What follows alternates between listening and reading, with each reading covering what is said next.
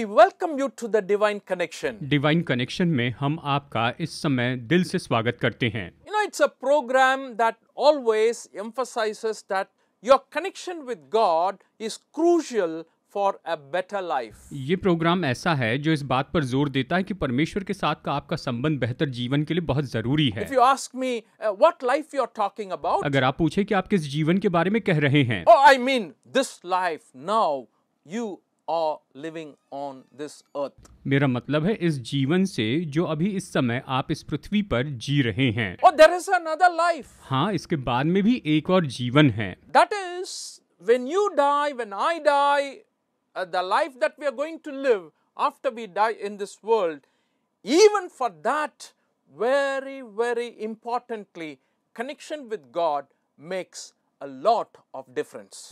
और निश्चय ही जब हम मर जाते हैं उसके बाद में हमारा जो जीवन है उसके लिए भी परमेश्वर के साथ का जो संबंध है वो बहुत बड़ा फर्क लेकर आता है। And that's why it's a relationship, I said already. और इसलिए मैंने कहा है ये तो एक संबंध है। If you are related to Him now, अगर आप अभी उसके साथ में जुड़े हैं you will also be related to Him when you die. तो आपके मरने के बाद भी आप उसके साथ में बने रहेंगे। If you are not related to Him now, और अगर आप अभी उसके साथ में जुड़े हुए नहीं हैं you cannot expect to be related to Him. तो आप उसके साथ में जुड़े रहने की अपेक्षा नहीं कर सकते हैं। Because I'm not a judge of all people. क्योंकि मैं तो सभी मनुष्यों के लिए कोई न्यायी नहीं हूँ। God is the judge. परमेश्वर न्यायाधीश हैं। So we just depend on Him and depend on His justice and His decision for our life after death. तो हम उस पर आधारित रहते हैं और मृत्यु के बाद के हमारे जीवन के लिए हम पूरी तरह से उसी पर आधारित होते हैं। You know, in this life, there is always an exchange of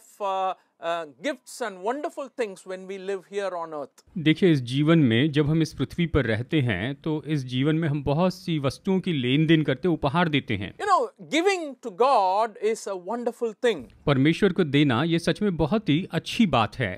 Importance of giving to God is what I want to emphasize today. परमेश्वर को देने के बारे में आज मैं यहाँ पर आपको समझाना चाहता हूँ। Suppose you are wondering why I should give to God. शायद आप सोच रहे होंगे मैं परमेश्वर को क्यों दूं? If you have listened to our last week's program, you probably would have known a few points. अगर आपने पिछले हफ्ते का प्रोग्राम देखा होगा तो आप कुछ पॉइंट्स जानते We होंगे। said, God is the author of everything. हमने कहा कि परमेश्वर ने ही सारी चीजों को बनाया है। Because we have received from Him, we have to give to Him. हमने उससे पाया है इसलिए हमें उसे देना चाहिए। God commanded us to give to Him. परमेश्वर ने हमें आज्ञा दी है कि हम उसे दें, Therefore, we have to give to Him. इसलिए हमें उसे देना चाहिए। We also have to give because God has given us His very best for each of us. That is His one and only Son. That's why we have to give to Him. परमेश्वर ने हमारे लिए अपना सबसे उत्तम यानी अपना इकलौता पुत्र दे दिया, इसलिए निश्चय ही हमें परमेश्वर को देना चाहिए। And today, I want to spend some time on the value or the importance of giving to God. आज मैं परमेश्वर को देने के महत्व के बारे में या उसके मूल्य के बारे में आपको समझाना चाहता हूँ। You know, very often adults behave like children in giving. देखिए, कई बार ऐसा होता है कि देने के मामले में जो वयस्क लोग हैं, जो बड़े लोग हैं, वो तो बच्चों के जैसे व्यवहार करते हैं। A story is just mentioned about a child who has collected the savings so regularly in his life, and one day he wanted to give to God. एक बच्चे ने अपने कुछ पैसे जमा करके रखे और ऐसी कहानी है कि एक दिन वो परमेश्वर को कुछ देना चाहता है। उसने जो कुछ भी पैसा जमा किया था उसमें से कुछ देना चाहता है। And there's a kind of a hundi in which he puts all the coins. कहिए कि वो एक गुल्लक में अपने सारे सिक्के ऐसे जमा करके रखता था। He saved it full. बचाकर उसने गुल्लक भर दिया। And the funny story they say is one day he said he wanted to give to God. एक दिन उसने कहा मैं परमेश्वर को देना चाहता हूँ। And he put everything in his hands and threw up. और उसने सब कुछ अपने हाथ में रखा और सारे सिक्के उसने ऊपर फेंक दिए। Whatever remains there belongs to God. Whatever comes down is mine.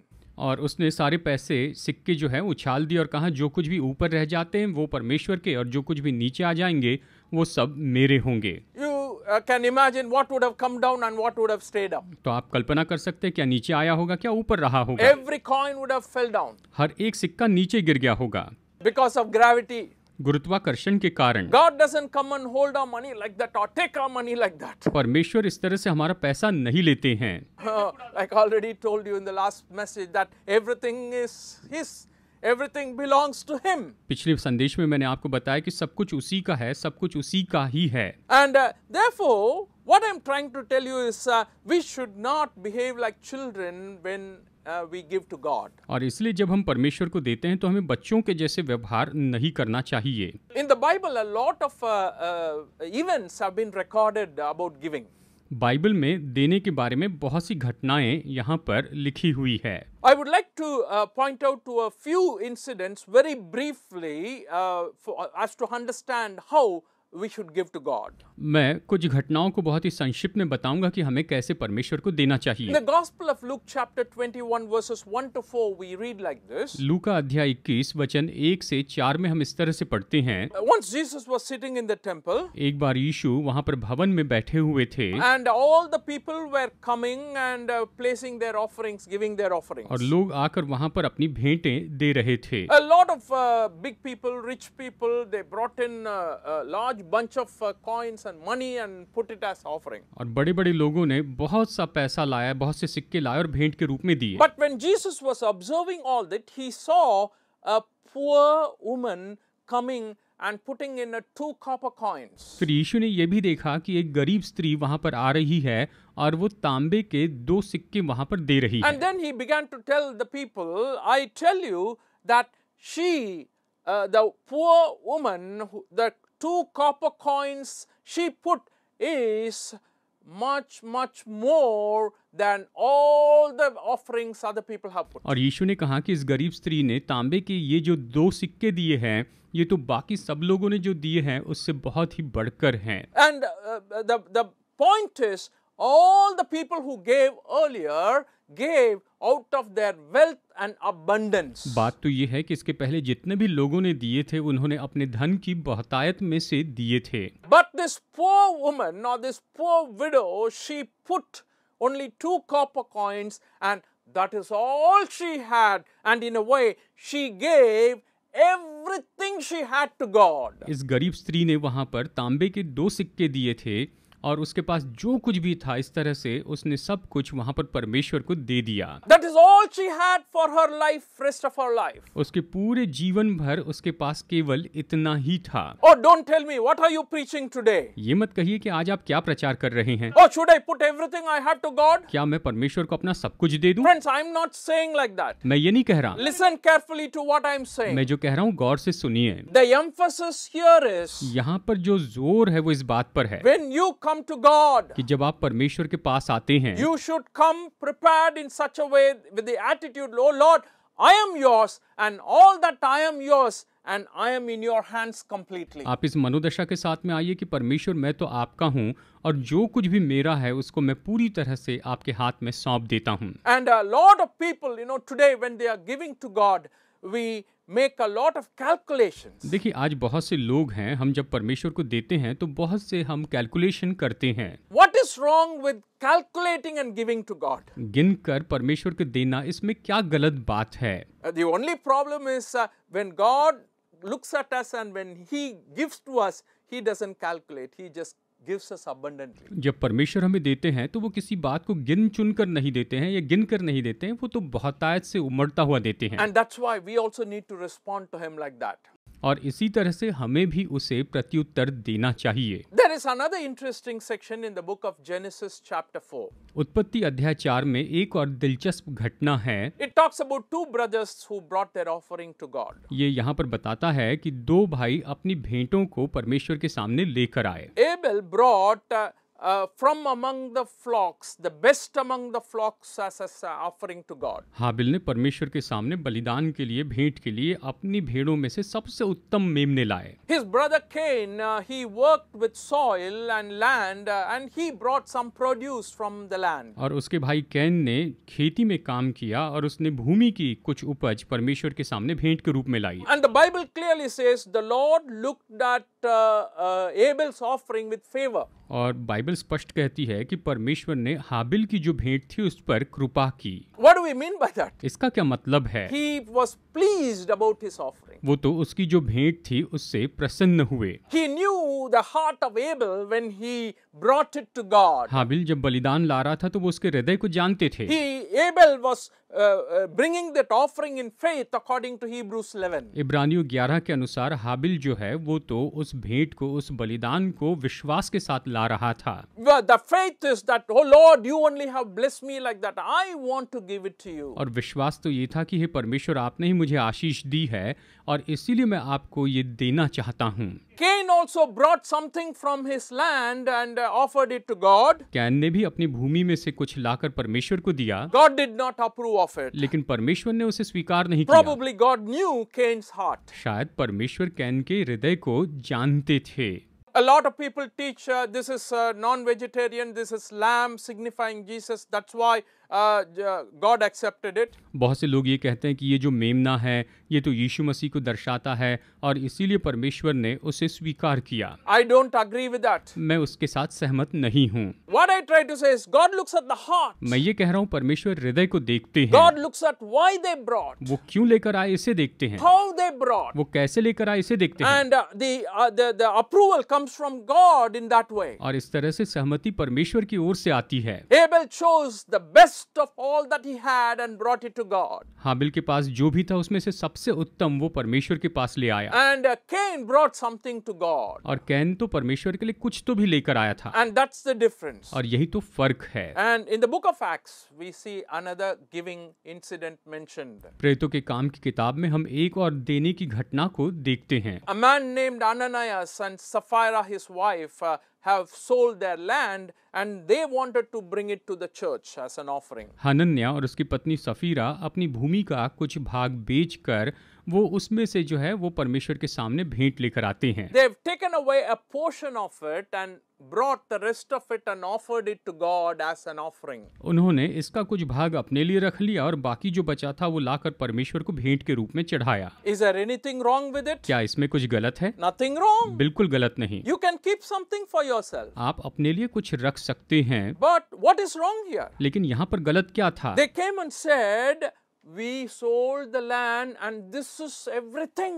उन्होंने आकर कहा कि हमने अपनी भूमि बेच दी है और यही सब कुछ है। And that's why it's wrong. और यही तो गलत था। They were lying in the presence of God. वो परमेश्वर की उपस्थिति में झूठ बोल रहे थे। They were showing other people as if this is their land, full amount that they have sold. वो तो इस तरह से दिखा रहे थे कि उन्होंने अपनी भूमि बस इसी दाम में बेच दी है। We read that both of them were punished by God in the presence of the people and the apostles, and the fear crept into the church because of the way God dealt with that incident. हम देखते हैं कि उन्हें तुरंत परमेश्वर ने दंडित किया और उस समय जो लोग थे और जो प्रेरित थे उन्हीं के सामने हम देखते हैं इस बात के कारण लोगों पर भय छा गया। Friends, giving is such a serious thing.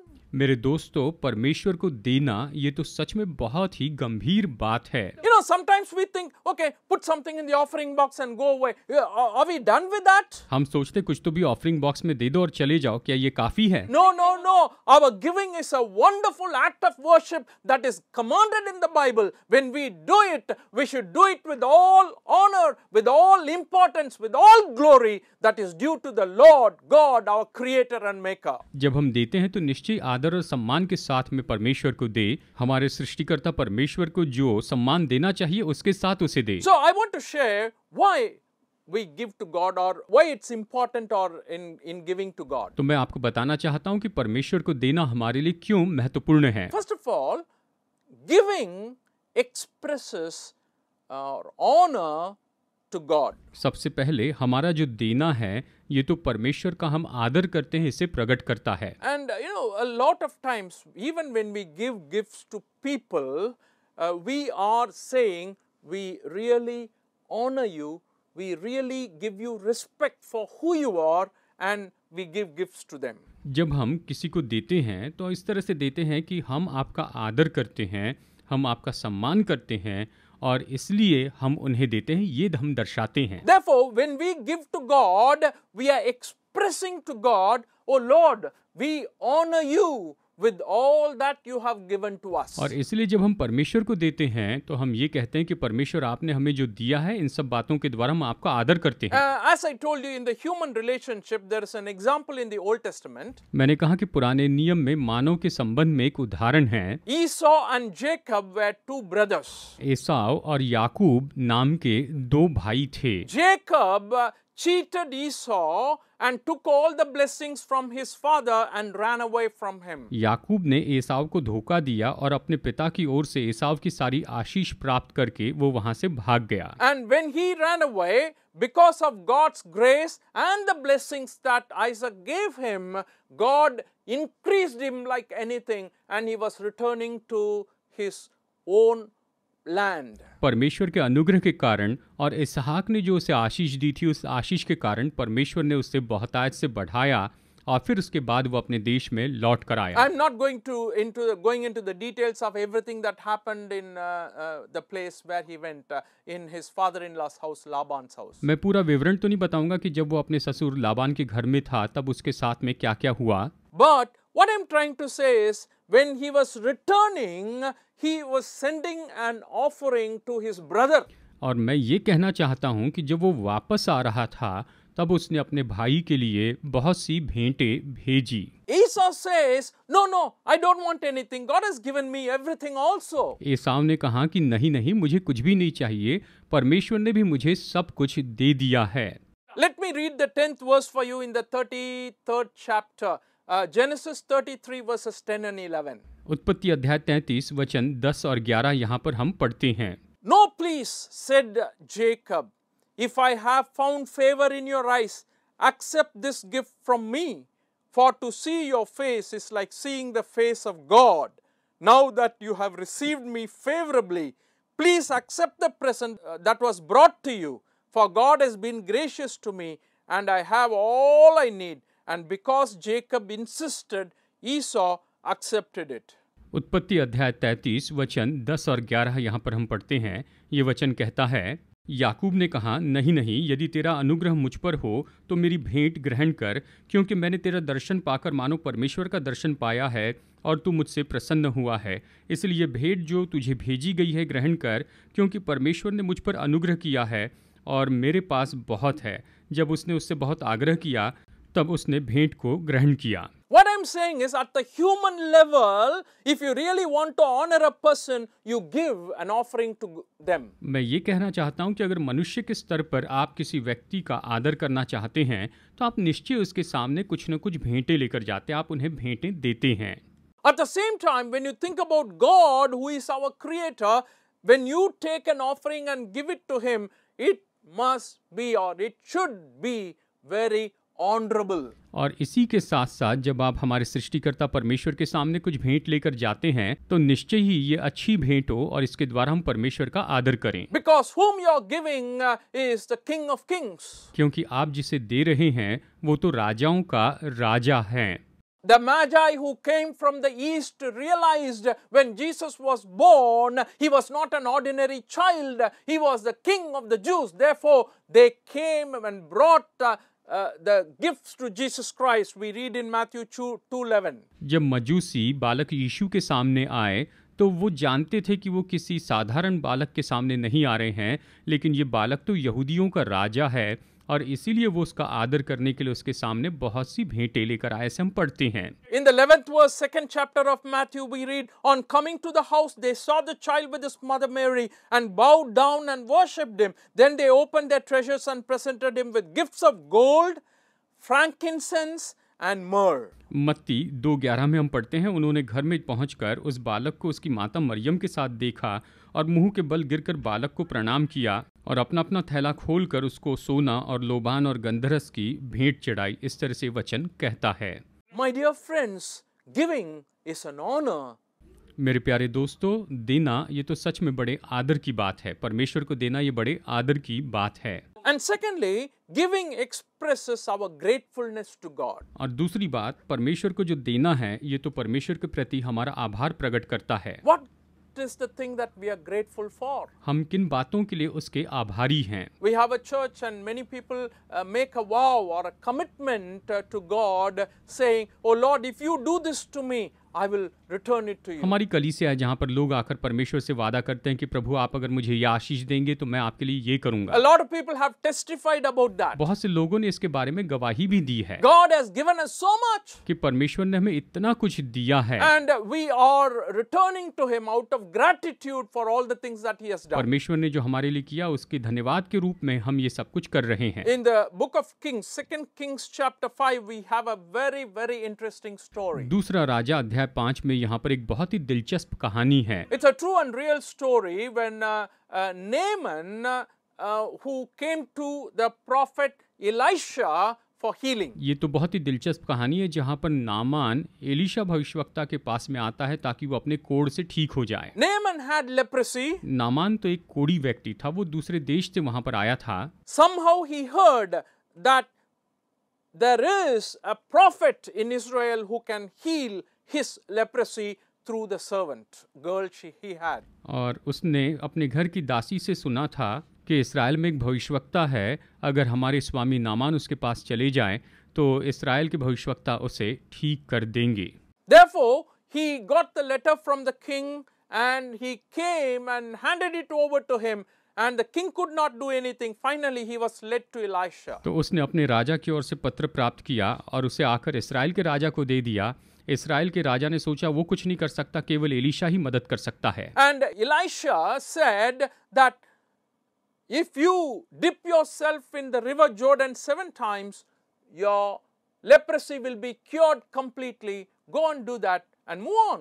Elisha भविष्यवक्ता ने उससे कहा कि तू यरदन नदी में जा और यरदन के पानी में तू 7 बार डुबकी लगाना, और ये कहकर वो चला गया। Though he got mad in the beginning, finally he obeyed. शुरू में नामान क्रोधित हुआ, लेकिन आखिरकार उसने उसकी ये बात मान ली। When he was completely healed, out of grateful heart, he came and started talking to Elisha. और जब वो पूरी तरह से ठीक हो गया तो बड़े आभारी हृदय के साथ वो एलीशा के पास में आया और एलीशा से वो बात करने लगा। And out of gratitude, he said, "Please keep these gifts from me." और बड़े आभार के साथ में उसने कहा कि मैं ये कुछ भेंटें देना चाहता हूँ, कृपया कर इसे अपने पास रख। He acknowledged there is only one God. The God of Israel is the true God. I believe now. उसने कहा कि एक ही परमेश्वर है, इस्राएल का परमेश्वर सच्चा है, मैं ये मानता हूँ। Please accept a gift from my servant. और उसने कहा मेरे दासों की ओर से ये छोटी भेंट स्वीकार कर। But Elisha said, "No, sorry. लेकिन एलीशा ने कहा नहीं, माफ करना। As surely as the Lord lives, whom I serve, I will not accept a thing from you." मेरा परमेश्वर जो कि जीवित परमेश्वर है, उसकी शपथ मैं तेरी ओर से कुछ भी नहीं लूंगा। Though Naaman urged so much, हालांकि नामान ने उससे बहुत ही विनती की। the prophet said, "No, I will not take anything from you." भविष्यवक्ता ने कहा नहीं, मैं तुम्हारी ओर से कुछ नहीं लूंगा। You know the later part of the story, how his servant Gehazi got the leprosy. आप जानते इस कहानी के अंत में क्या हुआ? गहेजी जो कि एलीशा का दास था, वो उस कोढ़ के मारे ग्रसित हो गया। What I want to tell you now is not about Gehazi, but the very fact that Naaman, when he was healed, when he received this blessing from God, he came and offered a gift to God on his own. मैं यहाँ पर गहेजी के बारे में नहीं, लेकिन Naaman के बारे में बताना चाहता हूँ कि जब नामान वहाँ पर ठीक हो गया तो उसने आभार प्रकट करने के लिए वो एलीशा के पास में आया और उसे भेंट देना चाहता था। And that's the kind of gratitude we should have. हमें इसी तरह की सराहना की भावना या धन्यवाद की भावना अपने मन में रखनी चाहिए। What God has done in your life. परमेश्वर ने आपके जीवन में जो कुछ भी किया है, Can you see it, understand it? क्या आप इसे देख सकते हैं, समझ सकते हैं? Can you acknowledge it? क्या आप इस बात को पहचान सकते हैं? Can you acknowledge it in words? Can you acknowledge it in giving? क्या आप इसे शब्दों में बयान कर सकते हैं और क्या अपने देने के द्वारा आप इसे प्रकट करके बता सकते हैं? My dear friends, that type of a giving is what God expects from us. मेरे प्यारे दोस्तों, परमेश्वर हमसे इसी तरह के देने के बारे में अपेक्षा करते हैं। And finally, giving expresses our trust in God, who is Jehovah Jireh. और अंत में देना जो है ये तो हमारा भरोसा जो यहोवा यीरे परमेश्वर पर है, उस परमेश्वर पर हमारा भरोसा दर्शाता है। Finally, when we give, we are acknowledging, "Oh Lord, you are our provider. I know that you will take care of all my needs." जब हम देते हैं तो हम इस बात को मानते हैं कि परमेश्वर आप ही हमारे प्रयोजन करता है, आप हमारी सारी जरूरतों को पूरा करेंगे। In the book of 1 Kings chapter 17, we read about a poor widow. पहला राजा अध्याय 17 में हम यहाँ पर एक गरीब विधवा के बारे में पढ़ते हैं। Prophet Elijah was sent to this widow. Elia भविष्यवक्ता इस विधवा के पास में भेजा गया था Full famine in the land. और उस देश में पूरी तरह अकाल पड़ा हुआ था। Elijah had no food. Elia के पास भोजन नहीं था। The widow had only a little flour and a little oil. उस विधवा के पास थोड़ा सा आटा और थोड़ा सा तेल था। But Elijah tells the widow, "Go, make the first bread for me, even a small one, and bring it to me first." पर एलिया ने उस विधवा से कहा, जा और एक छोटी रोटी बना और पहले तो उसे मेरे लिए लेकर आ। And you will have food for the rest of the time when there is famine. इस अकाल के समय में, पूरे अकाल के समय में तेरे पास भोजन वस्तु रहेगी, ऐसे उसने कहा। And she goes, makes the first bread and brings it to Elijah. वो जाकर पहली रोटी बनाती है और उसे एलिया के पास में लेकर आती है। What a great faith, dear friends. ये कितना महान विश्वास है दोस्तों।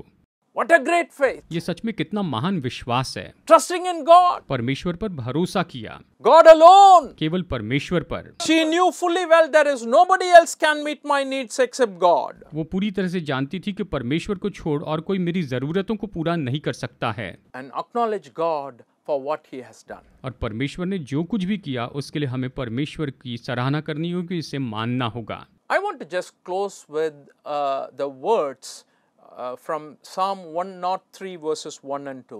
भजन संहिता 103 वचन 1 और 2 के साथ मैं संदेश खत्म करना चाहता हूँ। This is something in this part of the world, that is southern India, we always use this as we end any Christian meetings or programs. कोई भी मसीह सभा या प्रोग्राम को जब हम खत्म करते हैं तो दक्षिण भारत में हम ये कहते हुए सभा का अंत करते हैं। Psalm 103 1 and 2. भजन संहिता 103 वचन 1 और 2। Praise the Lord, my soul. All my inmost being praise His holy name. Praise the Lord, my soul, and forget not all His benefits. हे मेरे मन यहोवा को धन्य कहे और जो कुछ मुझ में है वो उसके पवित्र नाम को धन्य कहे। हे मेरे मन यहोवा को धन्य कहे और उसके किसी उपकार को न भूलना। इस तरह से वचन है। God bless you today. परमेश्वर आज आपको बहुतायत से आशीष दे।